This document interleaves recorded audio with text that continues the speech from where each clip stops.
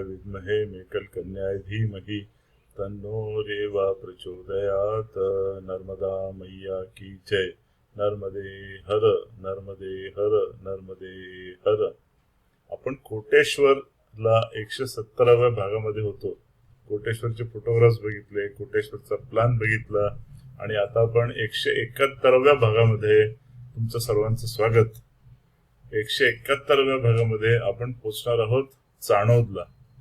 आणि चाणोदला पोहोचताना सर्वात आधी तिथला आपण गुगल मॅप बघणार आहोत. तर गुगल मॅप तुम्हाला मी दाखवतो.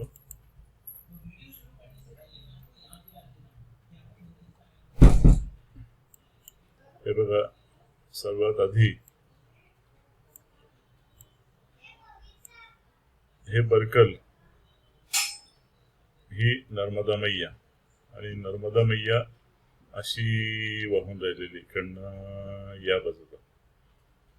सो डाव्या बाजूला अंकलेश्वर, दहेज आणि उजव्या बाजूला अमरकंटक. तर इथे एक विशेष गोष्ट तुम्हाला अजून दाखवायची आहे.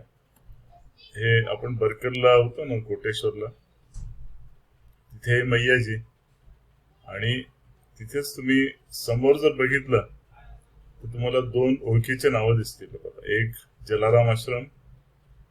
तुम्हाला आठवत असेल जलाराम आश्रमला आपण सुरेंद्रनाथजी महाराज त्यांच्या आश्रमात आपण गेलेलो होतो. तो स्वतंत्र भाग आहे आपला. जलाराम आश्रम नंतर तुम्हाला हा पण आठवत असेल शुकदेव आश्रम, या ठिकाणी देखील आपण गेलो होतो. याचाही स्वतंत्र भाग आहे. आणि सगळ्यात मुख्य इथे मैयाजी अशा दोन प्रवाहांमध्ये आहेत. आणि या दोन प्रवाहांच्या मध्ये इथे जर तुम्ही बघितलं, इथे लिहिलंय व्यासपीठ. व्यासपीठ असं म्हणतात की व्यासांनी या ठिकाणी तपश्चर्या केलेली आहे.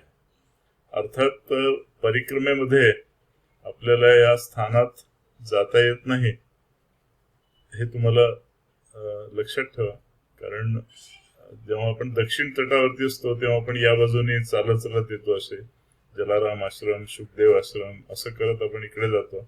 आणि जेव्हा आपण समुद्र पार होऊन, नावडी पार होऊन येतो तेव्हा इकडनं येत असतो. त्यामुळे असं आपण या बाजूने येतो. पण व्यासदेव पीठ या दोघांच्या मध्ये असल्यामुळे परिक्रमावासियांना या व्यासपीठावर काही जाता येत नाही. मग आपण बरकलहून हा जो रस्ता दाखवलाय हा रस्ता नाही, आपण इकडनं असं किनाऱ्याने चालत आलो. ते गुगल काही दाखवत नाही येते. आणि मग तुम्हाला मी मागच्या भागामध्ये हे बद्रिका आश्रमचे काही फोटोग्राफ्स दाखवले होते. तो हा बद्रिका आश्रम तुम्हाला आठवतं ना, ते एक महादेवाची मोठी मूर्ती, हनुमंताची मूर्ती, अशा अगदी मैयाच्या किनाऱ्यावरती स्थापन केलेल्या या मूर्ती. बद्रिकाश्रमचं अजून एक आठवण तुम्हाला सांगायची आहे की तुम्हाला आठवत असेल की दक्षिण तटावरती त्या दोन मैया, एक मुंबईची मैया, पुण्याची मैया, जे आमच्या बरोबर येत होते. कुठून? आनंद आश्रयापासून. सो आनंद आश्रयापासून या जागेवर येईपर्यंत लक्षात आलं. आनंद आश्रयापासून तर दक्षिण तटावरती आपण कुठे पोहोचलो होतो? मला वाटतं भालोदला पोहोचेपर्यंत त्या होत्या. भालोद पासून पुढे आपला एकटा प्रवास, आणि मग एकटा प्रवास करत करत इथे जेव्हा आलो तेव्हा बद्रिका आश्रम मध्ये यांच्याशी परत भेट झाली. आणि संयोगाने बद्रिका आश्रमला भेट झाली. मग पुढे बद्रिका आश्रमहून चालत चालत चाणोदला आलो. चाणोदला त्या होत्या. मग चाणोदला आपण हे चाणोद, कर्नाली, त्रिवेणी संगम इथे आपण आलो. ही कर्नाली नदी इथे येऊन चाणोदला मैयाजींना भेटती. इथून हे दाखवत होतं डिटेलमध्ये. इथे इथपर्यंत त्या होत्या. आणि याच्या पुढे आपण तिलकवाडाला आलो. तिलकवाडापर्यंत एकत्र होतो. आणि मग तिलकवाड्याहून परत त्या अलग झाल्या. त्या तिथे थांबल्या. आणि तिथून आपण पुढे निघालो. मग त्यानंतर पूर्ण प्रवास एकटा. मग त्यानंतर मुंबईची मैया थेट पुढे जाऊन दिंडोरी जिल्ह्यामध्ये एकदा परत भेटली. तर आता आपण बोलतो आहोत चांदोद. तर याला तसं चाणोद असं नॉर्मली म्हणतात, ते स्पेलिंग चांदोद असं लिहिलेलं आहे. ठीक आहे, काही हरकत नाही. काही की असे स्पेलिंग थोडे गडबडीचे असतात. जसे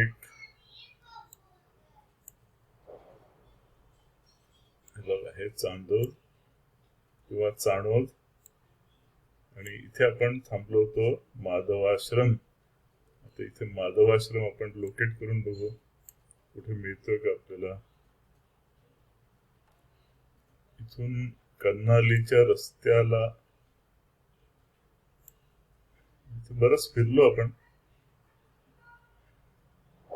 चाणोद गावामधून. मला वाटतं थोडं तुम्हाला मॅप दाखवतो, 3D मॅप.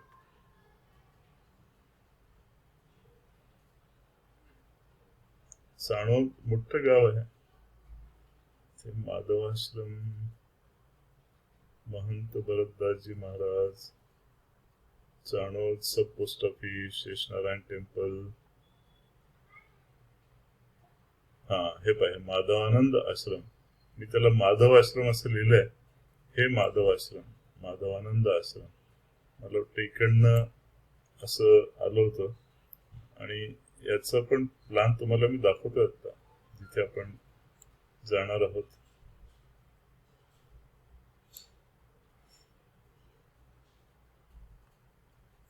हे माधवानंद आश्रम.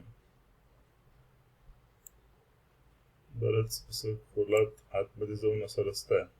हा रोड इकडनं आलो होतो, इथून असा आतमध्ये जाऊन रस्ता, इकडे यायचं, मग इकडून फिरून असं इकडनं मग वरती जायचं, असा तो रस्ता आहे. तर चाणोद झाल्यानंतर मला वाटतं या रस्त्याने असं इकडनं बाहेर आलो आणि मग हे इकडनं निघून हा रस्ता घेतला होता आम्ही. चाणोदहून निघून कर्नाली पण तुम्हाला दाखवतो आता. इकडे कुठेतरी कर्नाली असायला पाहिजे. ती मैयाजी दाखवतो.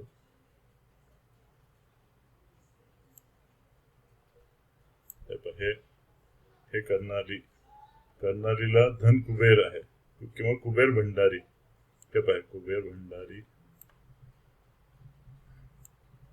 भंडारी शिव मंदिर. हे कुबेर भंडारी शिव मंदिर. इथे आता आपल्याला चाणोद झाल्यावर तिकडे जाऊ. चाणोदला एक रात्र आपण थांबलो होतो.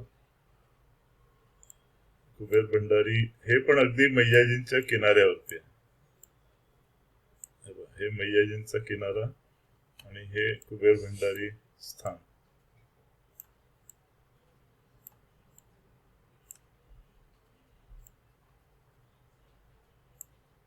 इथे अगदी वरच्या फ्लोअर वरती आपण थांबलो होतो. ग्रिलचा दरवाजा, चारी बाजूला ग्रिल्स लागलेल्या होत्या. असं इथे आता गुगल मॅप मध्ये दिसत नाहीये, हे मी तुम्हाला नंतर याचे फोटो वगैरे दाखवतो.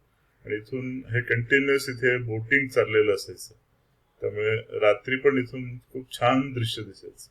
अगदी मोक्याच्या ठिकाणी आहे हा कुबेर भंडारी आश्रम. तर मित्रांनो, हा गुगल मॅप तुम्हाला मी दाखवला.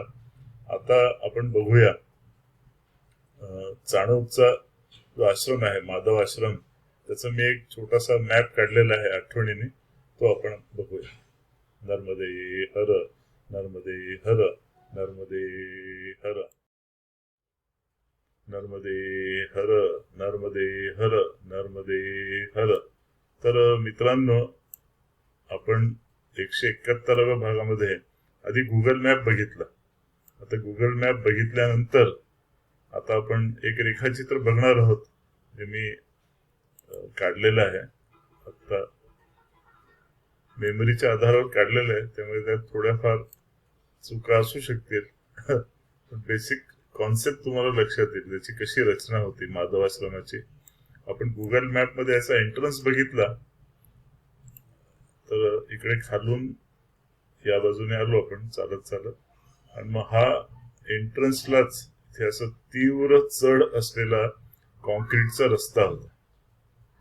पूर्ण कॉन्क्रीटचा चांगला मोठा जवळजवळ 7 मीटर रुंद, म्हणजे 20-21 फूट रुंद असा रस्ता होता.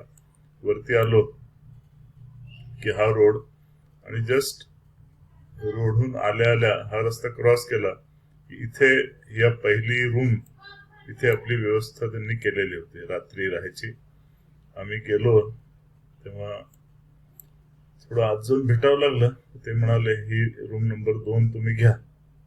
रूम नंबर 2चा ताळा वगैरे उघडून आत गेलो तर हॉल मध्ये पूर्ण धुळीचा असा पूट चढलेला होता. मग तिकडनं जाऊन झाडू घेऊन आलो, पूर्ण झाडू मारून पूर्ण हॉल स्वच्छ केला. आता आम्ही किती होतो, मी, सुषमा, एक मुंबईची मैया, एक पुण्याची मैया, आणि ते MP चे 2 जण आमच्या बरोबर होते. असे 6 जण आम्ही इथे होतो. तर 6 जणांसाठी आम्ही पूर्ण हॉल स्वच्छ केला. आम्ही 4घांनी इथे आसनं लावली आणि त्या 2घांनी इथे आसनं लावली या ठिकाणी. आणि याच्या उजव्या बाजूला गेलो, इथे लगेच पुरुष आणि स्त्रियांचे टॉयलेट्स. पुरुषांचे टॉयलेट्स अतिशय घाणेरड्या स्थितीमध्ये होते.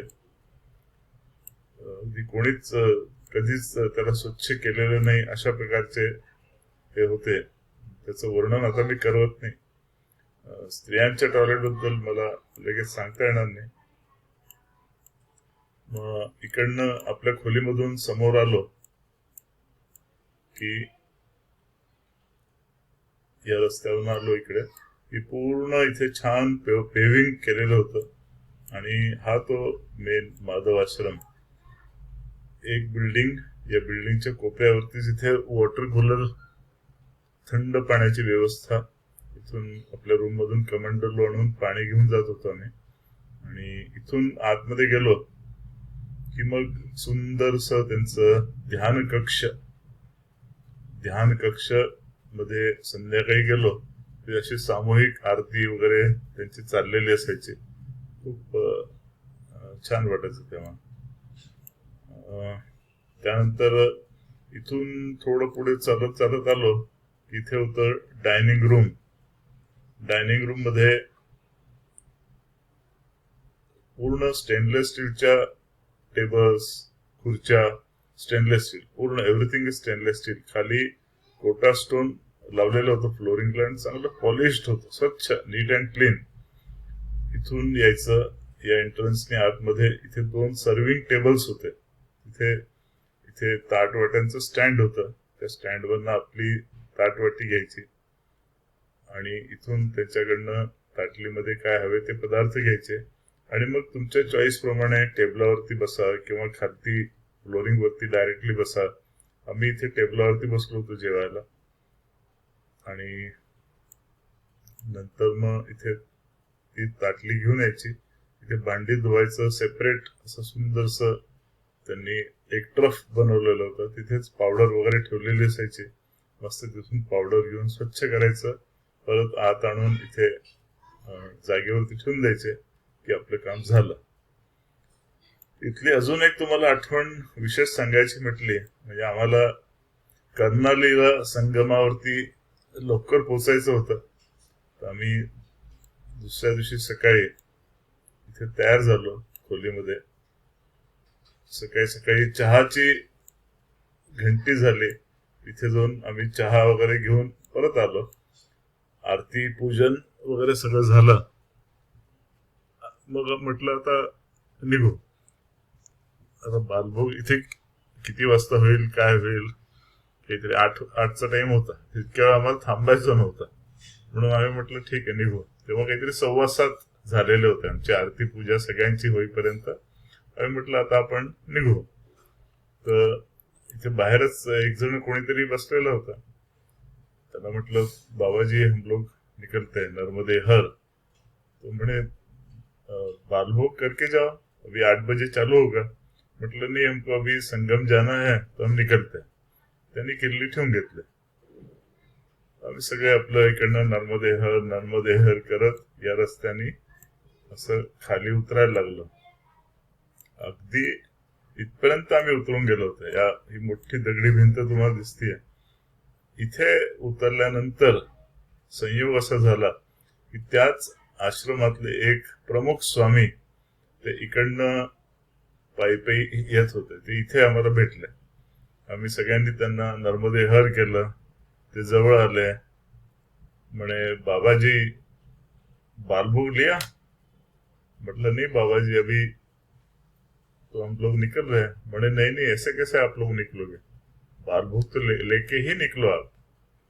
अरे त्यांनी एवढा आग्रह केला. म्हणे चलिए चलिए चलिए. सगळ्यांना आम्हाला त्यांनी मागे त्यांच्याबरोबर परत आम्ही सगळे परत हा तीव्र चढून इकडे आलो. इथे एक बेंच दाखवायला राहिला. एक बेंच इथे होता, एक बेंच इकडे होता. त्या बेंच वरती सगळं सामान ठेवलं. आम्ही सगळे चालत चालत चालत या डायनिंग रूम मध्ये आलो. त्या डायनिंग रूम मध्ये थोडा वेळ वाट बघायला लागली, एक 10-15 मिनिटं. मग डायनिंग रूम मध्ये जाऊन काहीतरी सुंदरसा बालभोग वगैरे घेतला आणि मग परत येऊन सामान कलेक्ट केलं. त्या बाबाजींना परत नर्मदे हर केलं आणि तिथून मग आम्ही कर्नालीच्या संगमावरती पोहोचलो. अशा प्रकारे 171वा भाग तुमच्या समोर प्रस्तुत. तुमच्या प्रतिक्रिया जरूर कळवा बरं का. तुमच्या प्रतिक्रिया आल्या की मनाला असं एकदम सुखद वाऱ्याची झुळूक अंगावरती येते. त्यामुळे तुमच्या प्रतिक्रिया येऊ द्या. आणि परत पुढच्या भागात भेटू 172व्या भागामध्ये. अजून तुम्हाला चाणोदचे फोटो दाखवायचे आहेत, पण आता चाणोद आणि कर्नाली याचे फोटोग्राफ्स तुम्हाला एकत्र दाखवतो. तर 172व्या भागामध्ये मित्रांनो भेटूच आपण लवकर. नर्मदे हर, नर्मदे हर, नर्मदे हर.